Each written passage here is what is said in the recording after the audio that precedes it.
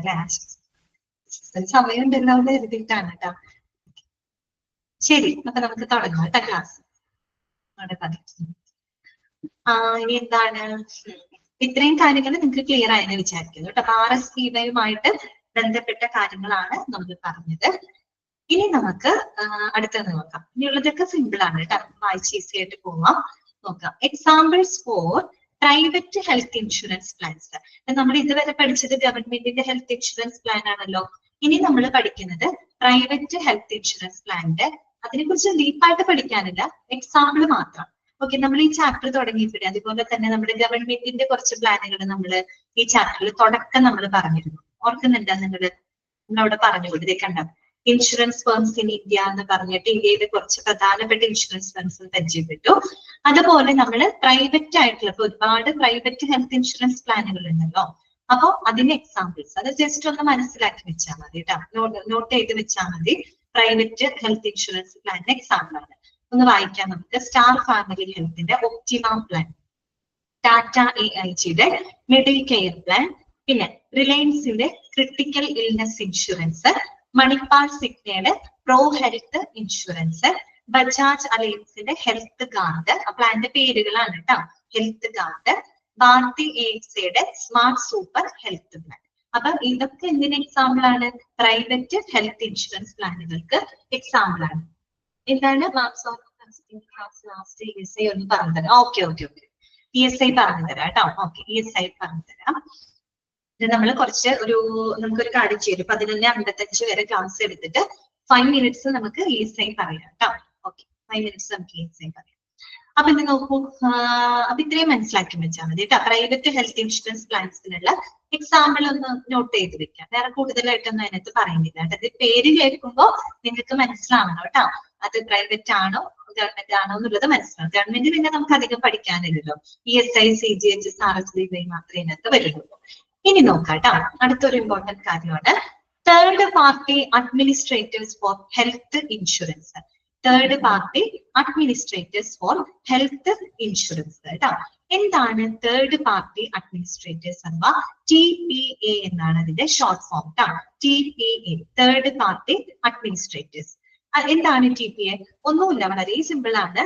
അതായത് ഒരു insurance company ഉണ്ടല്ലോ, ഒരു ഇൻഷുറൻസ് കമ്പനിയെ റെപ്രസെന്റ് ചെയ്തുകൊണ്ട്, പ്രതിനിധീകരിച്ചുകൊണ്ട് ഇൻഷുറൻസ് ക്ലെയിമുകളുടെ കാര്യങ്ങളൊക്കെ എന്താ പറയാ കൈകാര്യം ചെയ്യും, നിയന്ത്രിക്കുകയൊക്കെ ചെയ്യുന്ന ഒരു ഏജൻസിയാണ്. ഒരു ഏജൻസിന്നോ അല്ലെങ്കിൽ നമുക്കൊരു കമ്പനിന്നോ അല്ലെങ്കിൽ ഒരു ഓർഗനൈസേഷൻ, ഒരു സ്ഥാപനം എന്നൊക്കെ നമുക്ക് വേണമെങ്കിൽ പറയാം. അത്രേ ഉള്ളൂ TPA എന്ന് പറഞ്ഞാൽ. ഒരു വ്യക്തികളല്ലാട്ടോ ഉദ്ദേശിക്കുന്നത്. പെട്ടെന്ന് കേൾക്കുമ്പോൾ തേർഡ് പാർട്ടി അഡ്മിനിസ്ട്രേറ്റർ എന്ന് കേൾക്കുമ്പോൾ അതൊരു വ്യക്തിയാണോ അങ്ങനെ ചിന്തിക്കേണ്ട. അതൊരു ഏജൻസിയാണ്. ഏജൻസി അല്ലെങ്കിൽ ഒരു കമ്പനി എന്നൊക്കെ നമുക്ക് പറയാം, അല്ലെങ്കിൽ ഒരു ഓർഗനൈസേഷൻ, ഒരു സ്ഥാപനം എന്ന് നമുക്ക് പറയാം. അവരെന്താ ചെയ്യുന്നത്? ആ ഒരു ഇൻഷുറൻസ് കമ്പനിയെ റെപ്രസെന്റ് ചെയ്തുകൊണ്ട്, പ്രതിനിധീകരിച്ചുകൊണ്ട് ഇൻഷുറൻസ് ക്ലെയിമുകളൊക്കെ കൈകാര്യം ചെയ്യുന്നതും അതിന്റെ പ്രവർത്തനങ്ങളൊക്കെ റെഗുലേറ്റ് ചെയ്യുന്ന ഒരു ഏജൻസിയാണ്. ഓക്കെ, അങ്ങനെയുള്ളവരെയാണ് നമ്മൾ TPA എന്ന് പറയുന്നത്. പിന്നെ ഇത് വെറുതെ അവര് ഇൻഷുറൻസ് കാര്യങ്ങള്, ഇൻഷുറൻസ് ക്ലെയിമുകളൊക്കെ അവര് വെറുതെ സെറ്റ് ചെയ്യല്ല കേട്ടോ. അവർക്ക് അതിനുള്ള എന്തുണ്ട്? ലൈസൻസ് ഉണ്ട്. ലൈസൻസ്ഡ് ആയിട്ടുള്ള ആൾക്കാരാണ് കേട്ടോ. ആരിൽ നിന്നാണ് അവർക്ക് ലൈസൻസ് കിട്ടണേ? നമ്മൾ മുന്നേ പഠിച്ച ആള് ആരാണ്? IRDA അല്ലെ? IRDA പഠിച്ചിട്ടില്ലേ നമ്മള്?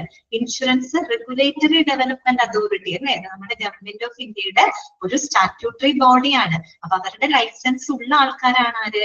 TPA എന്ന് പറയുന്നത്. മനസ്സിലായോ TPA എന്താന്ന്? ക്ലിയർ ആയല്ലോ? ഓക്കെ, അപ്പൊ നമുക്ക് വായിക്കാം കേട്ടോ. 2 പോയിന്റുകളാണ് അവിടെ പഠിക്കാനുള്ളത്.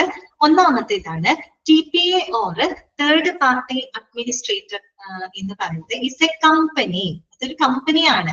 ഓർ ഏജൻസി, ഒരു ഏജൻസി ഓർ ഓർഗനൈസേഷൻ, ഒരു സ്ഥാപനമാണ്. That holds a licence from insurance regulatory development authority അഥവാ IRDA. ഇതിനു വേണ്ടിയിട്ടാണ് to process claims in addition to providing cashless facilities as an outsourcing entity of a health insurance company and the selection of high quality hospitals for insurance company. വലിയൊരു sentence ആണ് അല്ലെ?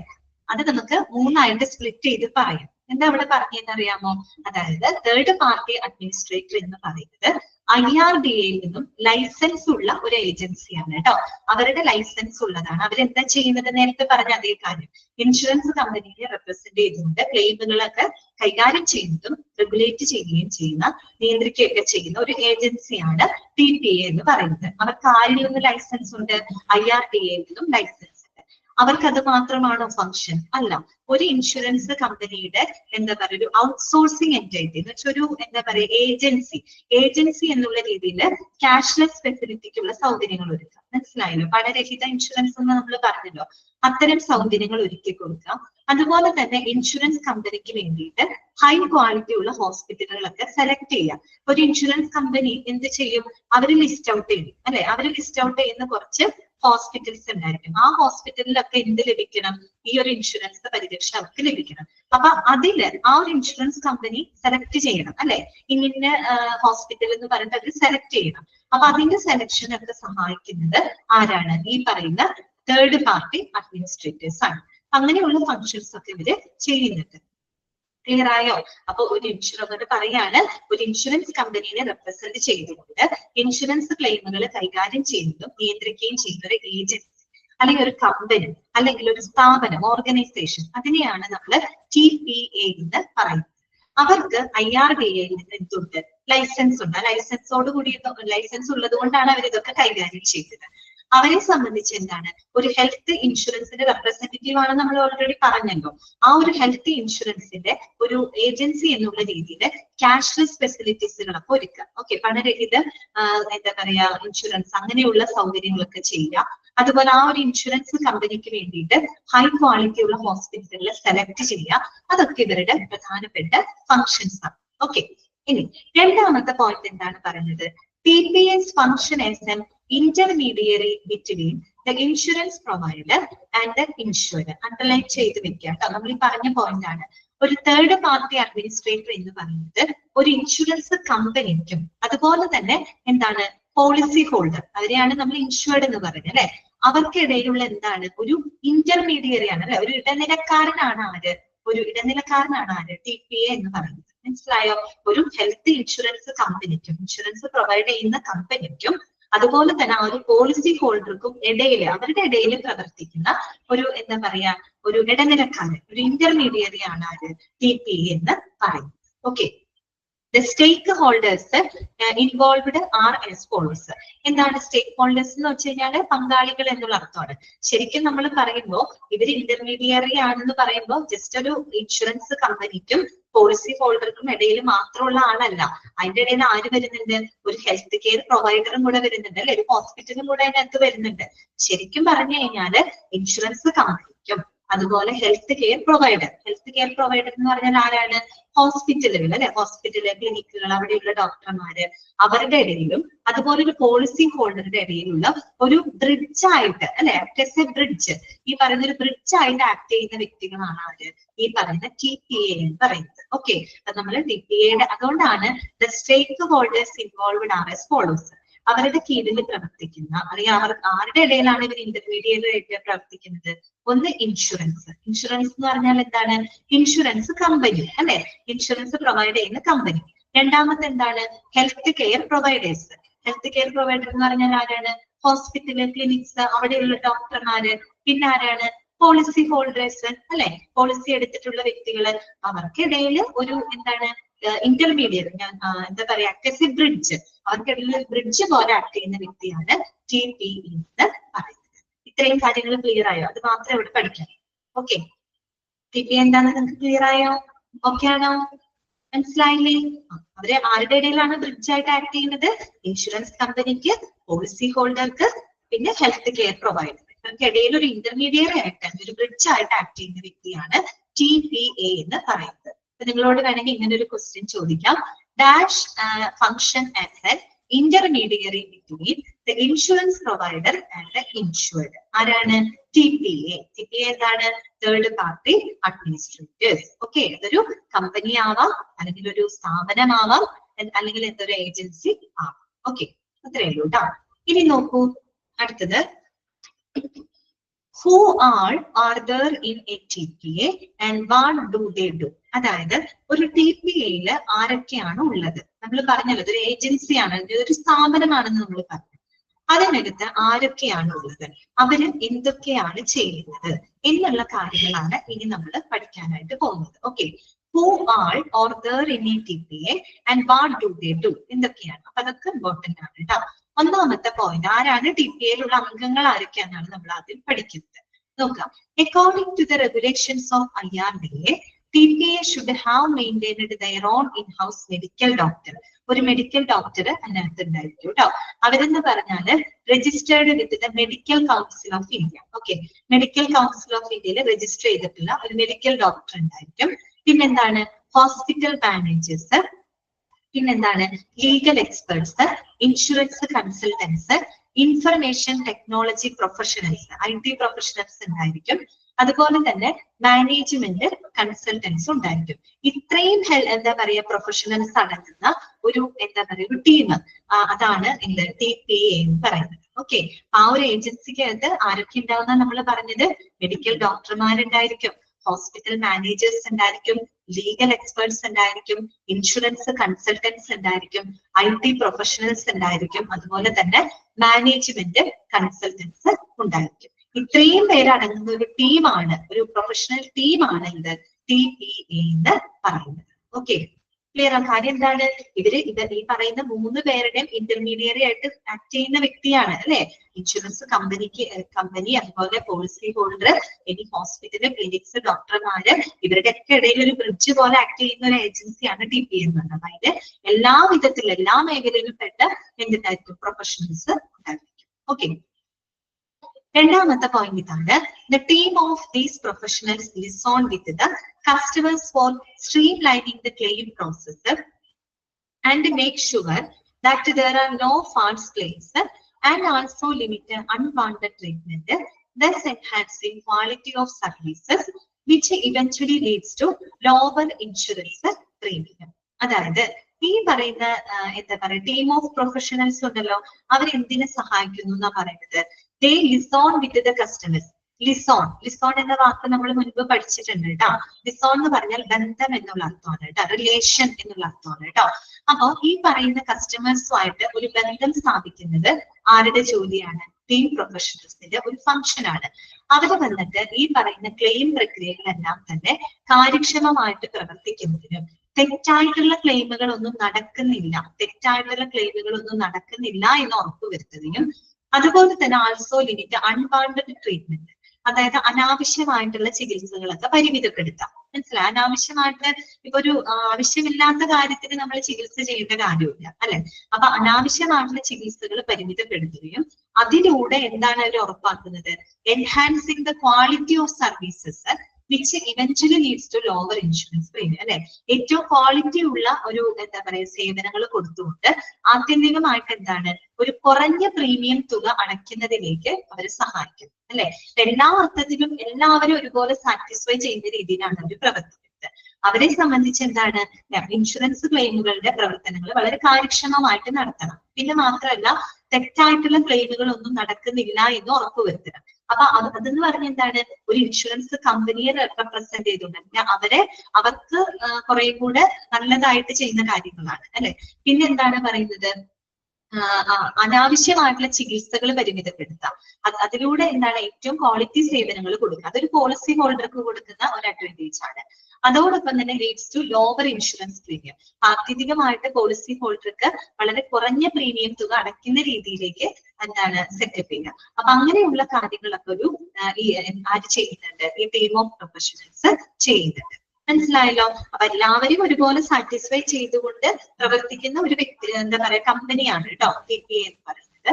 പിന്നെ എന്താണ്, the TPA accepts the fees from the insurance provider, which is a percentage of the premium and is normally 5.5% of the premium amount. ഇനി ഈ TPA എങ്ങനെ പ്രവർത്തിക്കുന്നുണ്ട്, അവർക്ക് എങ്ങനെയാണ് ഫീസ് ലഭിക്കുന്നത്, അവരുടെ വരുമാനം എങ്ങനെയാണ്? അവരുടെ വരുമാനം എന്ന് പറഞ്ഞാൽ ആര് കൊടുക്കും? ഇൻഷുറൻസ് പ്രൊവൈഡർ കൊടുക്കും. ഓക്കെ, ഇൻഷുറൻസ് പ്രൊവൈഡർ അവരുടെ പ്രീമിയത്തിന്റെ എത്രയാണ് 5.5% ആർക്ക് ഫീസ് ആയിട്ട് കൊടുക്കും? നമ്മുടെ ഈ പറയുന്ന തേർഡ് പാർട്ടി അഡ്മിനിസ്ട്രേറ്റർക്ക് ഫീസ് ആയിട്ട് കൊടുക്കും. പറഞ്ഞ മനസ്സിലായോ? ഇപ്പൊ TPA ഇവർക്കിടയിൽ ഒരു ബ്രിഡ്ജ് ആയിട്ട് ആക്ട് ചെയ്യുന്നുണ്ട്. അവർക്ക് എന്ത് വേണം? വരുമാനം വേണം. അവർക്കൊരു ഫീസ് കൊടുക്കണം അല്ലെ? അവർക്ക് ആരാണ് ഫീസ് കൊടുക്കുന്നത്? ഇൻഷുറൻസ് കമ്പനിയാണ് അവർക്ക് ഫീസ് കൊടുക്കുന്നത്. ഇൻഷുറൻസ് കമ്പനി അവർക്ക് ലഭിക്കുന്ന പ്രീമിയം തുകയുടെ 5.5% കേട്ടോ. ആ 5.5% ഒന്ന് അണ്ടർലൈൻ ചെയ്യുന്നില്ല. ആ പ്രീമിയം തുകയുടെ 5.5% ഫീസ് ആയിട്ട് ആർക്ക് കൊടുക്കുകയാണ്? TPAക്ക് കൊടുക്കുകയാണ്. ആരും കൊടുക്കും? ഇൻഷുറൻസ് കമ്പനി പ്രൊവൈഡ് ചെയ്യും. ഓക്കെ, ക്ലിയർ ആണോ പറഞ്ഞത്? മനസ്സിലായോ? അപ്പൊ TPA എന്ന് പറഞ്ഞു കഴിഞ്ഞാല് തേർഡ് പാർട്ടി അഡ്മിനിസ്ട്രേറ്റേഴ്സ് ആണ്. അവരിൽ ഏതൊക്കെ മെമ്പേഴ്സുകൾ അതിനകത്ത് ഉണ്ടായിരിക്കും? ഇപ്പൊ മെഡിക്കൽ ഡോക്ടർമാരുണ്ട്, hospital manager, legal experts, insurance consultants, IT professionals, അതുപോലെ മാനേജ്മെന്റ് കൺസൾട്ടൻസ് എല്ലാം അടങ്ങുന്നതാണ് TPA എന്ന് പറയുന്നത്. അപ്പൊ ഈ ഒരു ടീം ഓഫ് പ്രൊഫഷണൽസ് എന്ന് പറയുന്നത് ക്ലെയിമുകളെല്ലാം നല്ല കാര്യക്ഷമമായിട്ട് നടത്താനും തെറ്റായ ക്ലെയിമുകളൊന്നും നടക്കുന്നില്ല എന്ന് ഉറപ്പുവരുത്താനും അതുപോലെ പോളിസി ഹോൾഡർക്ക് ആവശ്യമില്ലാത്ത ചികിത്സകളെ പരിമിതപ്പെടുത്താനും അവർക്ക് ഏറ്റവും ഉയർന്ന നിലവാരമുള്ള സേവനങ്ങൾ കൊടുക്കാനും ആത്യന്തികമായിട്ട് എന്താണ് കുറഞ്ഞ പ്രീമിയത്തിൽ അവർക്ക് എമൗണ്ട് അടയ്ക്കാനൊക്കെ അവരെ സഹായിക്കുന്നുണ്ട്. അത് മാത്രമല്ല TPAയുടെ ഫീസ് എന്ന് പറയുന്നത് ഇൻഷുറൻസ് കമ്പനി അല്ലെ, ഇൻഷുറൻസ് പ്രൊവൈഡർ അവർക്ക് ലഭിക്കുന്ന പ്രീമിയം തുകയുടെ 5.5% ഫീസ് ആയിട്ട് ആർക്ക് കൊടുക്കാണ്? തേർഡ് പാർട്ടി അഡ്മിനിസ്ട്രേറ്റർക്ക് കൊടുക്കാണ്. ഓക്കെ, അറിയാലോ? അത്രയും സിമ്പിൾ പോയിന്റ് ആണ് കേട്ടോ. ഇനി നോക്കൂ, what is the role of TPA in health insurance കേട്ടോ. What is the role of TPA in health insurance? Just ഒന്ന് പറഞ്ഞു പോവാവുന്ന പോയിന്റുകളുള്ളൂ കേട്ടോ. TPAയുടെ റോൾ എന്താണ്? തേർഡ് പാർട്ടി അഡ്മിനിസ്ട്രേറ്ററുടെ റോൾ എന്താണെന്നുള്ളതാണ് അവിടെ പറയുന്നത്. 5 പോയിന്റുകളായിട്ട് അവിടെ കൊടുത്തിട്ടുണ്ട്. ആ പോയിന്റുകൾ നിങ്ങൾ പ്രത്യേകം നോട്ട് ചെയ്ത് വെക്കുക കേട്ടോ. ഒന്നാമത്തെ നമ്മൾ പഠിച്ച കാര്യമാണ് connection between insurance company and policy holder. പഠിച്ച പോയിന്റ് ആണ് അല്ലെ? അതായത് ഇൻഷുറൻസ് കമ്പനിക്കും പോളിസി ഹോൾഡർക്കും ഇടയിൽ എന്താണ്? ഒരു ബ്രിഡ്ജ് ആയിട്ട്, ആക്ട് ആസ് എ ബ്രിഡ്ജ്, അവർക്കിടയിൽ ഒരു കണക്ഷൻ ആയിട്ട് പ്രവർത്തിക്കാം. അതിലെന്താ പറയുന്നത്? Directly or indirectly the policy holder meets the TPA in most of the hospitalization claim cases. The TPA provides the policy holder with the unique identification number and ID card which helps in claim settlement. അത് വേറൊന്നുമല്ല, സാധാരണ നമ്മുടെ policy holder ഉണ്ടല്ലോ, policy എടുക്കുന്ന വ്യക്തി, ആ വ്യക്തി എന്ന് പറയുന്നത് ഈ പറയുന്ന TPA ആയിട്ട് മിക്കവാറും ഹോസ്പിറ്റൽ കേസുകൾ അവരുമായിട്ട് മീറ്റ് ചെയ്യേണ്ടതായിട്ട് വരും. അപ്പൊ TPAക്കാർ എന്ത് ചെയ്യുന്നു വെച്ച് കഴിഞ്ഞാല് ഇതുപോലെ ഒരു ഐഡന്റിഫിക്കേഷൻ, ഒരു ID കാർഡ് ആർക്ക് പ്രൊവൈഡ് ചെയ്യുന്നുണ്ട്? പോളിസി ഹോൾഡർക്ക് പ്രൊവൈഡ് ചെയ്യുന്നുണ്ട്. ആ കാർഡ് പ്രൊവൈഡ് ചെയ്തുകൊണ്ടാണ് അവർ ക്ലെയിം സെറ്റിൽമെന്റുകളൊക്കെ നടത്തുന്നത്. അപ്പൊ നമ്മൾ RSBYക്ക് കാർഡുണ്ട്, CGHSന് കാർഡുണ്ട്, ESI കാർഡുണ്ട്, മെഡിസെപ്പ് കാർഡുണ്ട് എന്നതുപോലെ TPAക്കാർ എന്ത് കൊടുക്കും? നമ്മുടെ പോളിസി ഹോൾഡർക്ക് ഒരു ID കാർഡ് പ്രൊവൈഡ് ചെയ്യും. ആ ID കാർഡ് ഉപയോഗിച്ചിട്ടാണ് അവര് ക്ലെയിം സെറ്റിൽമെന്റുകളൊക്കെ നടത്തുന്നത്. നിങ്ങൾ മനസ്സിലാക്കി വെക്കുക connection between insurance company and policy holder. രണ്ടാമത്തെ പോയിന്റ് ഇതാണ് റെക്കോർഡ് മെയിൻ്റനൻസ് കേട്ടോ. രണ്ടാമത്തെ പോയിന്റ് എന്താണ്? Record maintenance. അതായത് TPA aids in maintaining necessary records related to policy holders when they are admitted as patients. ഈ പോളിസി ഹോൾഡേഴ്സ്, അതായത് policy എടുത്തിട്ടുള്ള വ്യക്തികള് രോഗികളായിട്ട് ഹോസ്പിറ്റലിൽ അഡ്മിറ്റ് ചെയ്യുന്ന സമയത്ത് റെക്കോർഡ്സുകൾ, അവർക്ക് ആവശ്യമായിട്ടുള്ള രേഖകളെല്ലാം തന്നെ കൃത്യമായിട്ട് എന്താണ് മെയിൻറ്റെയിൻ ചെയ്യുക എന്നുള്ളതും ആരുടെ റോളാണ്? TPAയുടെ റോളാണ് അല്ലെ. അവർക്ക് ആവശ്യമായിട്ടുള്ള റെക്കോർഡ്സുകൾ കൃത്യമായിട്ട്, ഇൻഷുറൻസ് ക്ലെയിം ചെയ്യുന്നതിന് ആവശ്യമായിട്ടുള്ള റെക്കോർഡുകൾ വേണം, രേഖകൾ വേണം അല്ലെ. അതെല്ലാം കൃത്യമായിട്ട് മെയിൻറ്റെയിൻ ചെയ്യുന്നത് ആരുടെ റോളാണ്? TPAയുടെ റോളാണ് കേട്ടോ. മൂന്നാമത്തത് ക്ലെയിം സെറ്റിൽമെന്റ്. നമ്മൾ already പറഞ്ഞതാണല്ലോ, TPA guarantees smooth coordination between the hospital and insurance company in the course of cashless claim settlement. In such cases, TPA offers back-end support. അത് പറയുന്നത് ഇത്രയേ ഉള്ളൂ. TPA എന്ന് പറയുന്നത് ഒരു സ്മൂത്ത് കോർഡിനേഷൻ, ഇൻഷുറൻസ് പ്രൊവൈഡർക്കും ഇൻഷുറൻസ് ലഭിക്കുന്ന policy ഹോൾഡർക്കും ഇടയിൽ ഒരു സ്മൂത്ത് കോർഡിനേഷൻ അല്ലെ, ഒരു സുഗമമായിട്ടുള്ള ഒരു കോർഡിനേഷൻ ഉറപ്പുവരുത്തുന്നത് ആരാണ്? നമ്മുടെ TPA ആണ്. അതാണ് ക്ലെയിം സെറ്റിൽമെന്റ് എന്ന് ഉദ്ദേശിക്കുന്നത്. അതെന്ന് പറഞ്ഞു കഴിഞ്ഞാൽ ഒരു ബാക്ക് എൻഡ് സപ്പോർട്ടാണ് കൊടുക്കുന്നത്. ബാക്ക് എൻഡ് എന്ന് പറഞ്ഞാൽ വേറൊന്നും കൊണ്ടല്ല, ടെക്നിക്കൽ ആയിട്ടുള്ള അല്ലെങ്കിൽ IT പരമായിട്ടുള്ള സേവനങ്ങളൊക്കെയാണ് കൊടുക്കുന്നത്. അതുകൊണ്ട് തന്നെ IT സേവനങ്ങൾ, ടെക്നിക്കൽ സേവനങ്ങൾ എന്ന് പറഞ്ഞ ബാക്ക് എൻഡ് സപ്പോർട്ടാണ്, ബാക്ക് എൻഡിൽ നടത്തുന്ന കാര്യങ്ങളാണ്. അത്തരത്തിലുള്ള സപ്പോർട്ട് അവർ കൊടുക്കുന്നുണ്ട്. ശരിക്കും പറഞ്ഞ ക്ലെയിം സെറ്റിൽമെന്റ് എന്ന് നിങ്ങൾ പഠിച്ചു വെച്ചാൽ മതി കേട്ടോ. ഇവർക്കിടയിൽ ഒരു നല്ല രീതിയിൽ കോർഡിനേറ്റ് ചെയ്തുകൊണ്ട് ഒരു ക്ലെയിം സെറ്റിൽമെന്റിന് സഹായിക്കുന്നത് TPA ആണ്. പിന്നെ ഫുൾ ടൈം സപ്പോർട്ട്, അതെന്താണ് പറയുന്നത്? Most of the TPAs have 24/7 customer support system in which the policy holders can raise their enquiries and get feedback. അതായത് മുഴുവൻ സമയം പിന്തുണ കൊടുക്കുന്നുണ്ട്. ആർക്ക്? നമ്മുടെ പോളിസി ഹോൾഡർക്ക്, പോളിസി എടുക്കുന്ന വ്യക്തിക്ക്. കാര്യം എന്താന്ന് വെച്ചാൽ പോളിസി ഹോൾഡർക്ക് പോളിസിയുമായിട്ട് ബന്ധപ്പെട്ട്, ക്ലെയിമുമായിട്ട് ബന്ധപ്പെട്ട് എന്തെങ്കിലും ആവശ്യങ്ങൾ ഉന്നയിക്കാനുണ്ടെങ്കിൽ അതിന് വേണ്ട കാര്യങ്ങൾ എന്താ പറയാ, പരിഹാരം കാണാൻ, അതുമായിട്ട് ബന്ധപ്പെട്ട പ്രശ്നങ്ങൾക്കൊക്കെ എന്താണ് പിന്തുണ കൊടുക്കുന്നതൊക്കെ ആരുടെ ഡ്യൂട്ടിയാണ്? TPAയുടെ ഡ്യൂട്ടിയാണ്. ആ രീതിയിൽ ഒരു പോളിസി ഹോൾഡർക്ക് ഫുൾ ടൈം സപ്പോർട്ട് ആര് കൊടുക്കുന്നുണ്ട്? TPA കൊടുക്കുന്നുണ്ട്. അഞ്ചാമത്തെ പോയിന്റ് അഡീഷണൽ സർവീസസ് ആണ്. അതിനകത്ത് പറയുന്നത് most of the TPA also provide additional services such as ambulances, medical supplies, etc. to policy holders. അതായത് ഈ പറയുന്ന പോളിസി ഹോൾഡേഴ്സിന് മറ്റുള്ള സേവനങ്ങൾ എന്ന് പറയുന്ന ആംബുലൻസ് സേവനങ്ങള്, മറ്റുള്ള മെഡിക്കൽ സപ്ലൈസ് ഒക്കെ ലഭ്യമാകുന്നുണ്ടോ എന്ന് ഉറപ്പാക്കുന്നതും അത്തരത്തിലുള്ള അഡീഷണൽ സേവനങ്ങളും ആര് കൊടുക്കുന്നുണ്ട്? തേർഡ് പാർട്ടി അഡ്മിനിസ്ട്രേറ്റേഴ്സ് പ്രൊവൈഡ് ചെയ്യുന്നുണ്ട്. അപ്പൊ നിങ്ങൾ ഈ 5 പോയിന്റ് പഠിച്ചു വെക്കുക കേട്ടോ. Connection between insurance company and policy holder, record maintenance, claim settlement, full time support to the policy holder, additional services to the policy holder. ഇതൊക്കെ ആരുടെ റോളാണ്? TPAയുടെ റോളാണ്. ഓക്കെ, ഇനി ഇത്രയും മതി കേട്ടോ. ഇനി ESI യെ കുറിച്ച് പറയണം അല്ലെ? ഓക്കെ, ESI ഒന്ന് നമുക്ക് പറയുന്ന 5 മിനിറ്റ്സേ നമുക്കുള്ളൂ. ESI നെ കുറിച്ച് പറയാൻ വളരെ കുറഞ്ഞ പോയിന്റുകളേ ഉള്ളൂ. ESI ആക്ട് എന്നാണ് നിലവിൽ വന്നത്? 1900 എസ്റ്റാബ്ലിഷ്ഡ് ഇൻ 1948 കേട്ടോ. 1948 ESI ആക്ട് നിലവിൽ വന്നത്. ഇത് ESI കാര്യങ്ങൾ ആരാണ് റെഗുലേറ്റ് ചെയ്യുന്നത്? എംപ്ലോയി സ്റ്റേറ്റ് ഇൻഷുറൻസ് കോർപ്പറേഷൻ അഥവാ ESIC ആണ് റെഗുലേറ്റ് ചെയ്യുന്നത്. പിന്നെ നിങ്ങൾ മനസ്സിലാക്കി വെക്കാം, ESIയുടെ ചെയർമാൻ എന്ന് പറയുന്നത് യൂണിയൻ മിനിസ്റ്റർ ഓഫ് ലേബർ ആണ് കേട്ടോ. കേന്ദ്ര തൊഴിൽ മന്ത്രി നിലവിലുള്ളത് മൻസൂർ മാണ്ഡവ്യാണ്. അദ്ദേഹമാണ് ESIയുടെ ചെയർമാൻ ആയിട്ട് പ്രവർത്തിക്കുന്നത്. അദ്ദേഹം എന്ന് പറയണ്ട, നിങ്ങൾ പഠിച്ചു വെക്കാം, പൊസിഷൻ പഠിച്ചു വെക്കാം. ചെയർമാൻ എന്ന് പറയുന്ന ആരായിരിക്കും? കേന്ദ്ര തൊഴിൽ മന്ത്രി ആയിരിക്കും ESIയുടെ ചെയർമാൻ എന്ന് പറയുന്നത്. ഓക്കെ, അതുപോലെ ചീഫ് എക്സിക്യൂട്ടീവ് എന്ന് പറഞ്ഞ ആരായിരിക്കും? ഡയറക്ടർ ജനറൽ ആയിരിക്കും കേട്ടോ. ഡയറക്ടർ ജനറൽ ആയിരിക്കും. അത് നിലവിൽ അശോക് കുമാർ സിംഗ് ആണ്. അതൊന്നും പഠിക്കേണ്ട, ഡയറക്ടർ ജനറൽ ആയിരിക്കും ESIയുടെ ചീഫ് എക്സിക്യൂട്ടീവ് പൊസിഷൻ പദവി എടുക്കുന്നത് കേട്ടോ. അതിന് പഠിക്കേണ്ട പോയിന്റ് ഇത്രയേ ഉള്ളൂ. ESI ആക്ട് 1948 പഠിച്ചു വെക്കാം.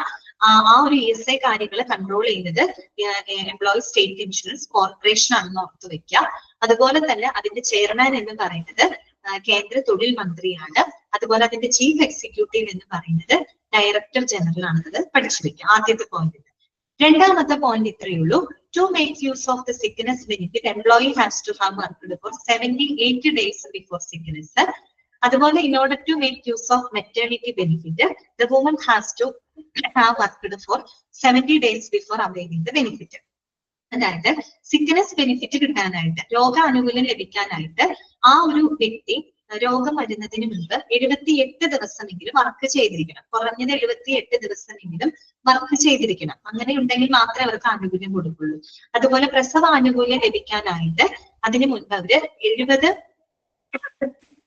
70 ദിവസം അവര് വർക്ക് ചെയ്തിരിക്കണം. ഓക്കെ, അതാണ് രണ്ടാമത്തെ പോയിന്റ്.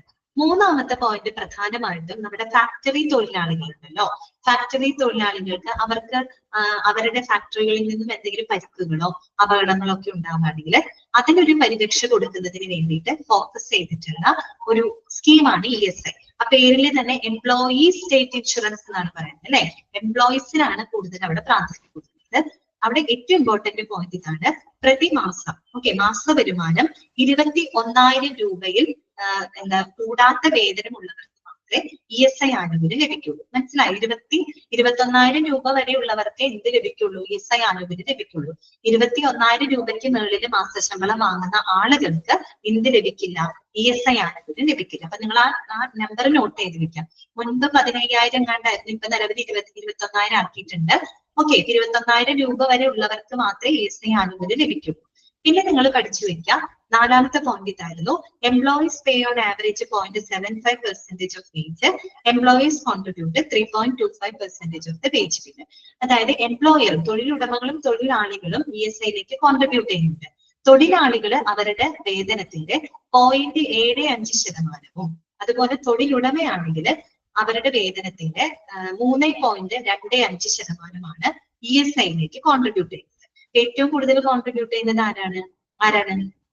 തൊഴിലുടമയാണ്. ഓക്കെ, അത് വെച്ചിട്ടാണ് നമ്മൾ ആ ESI കാൽക്കുലേറ്റ് ചെയ്തത് കേട്ടോ. ലാസ്റ്റത്തെ പോയിന്റ് ഇതായിരുന്നു.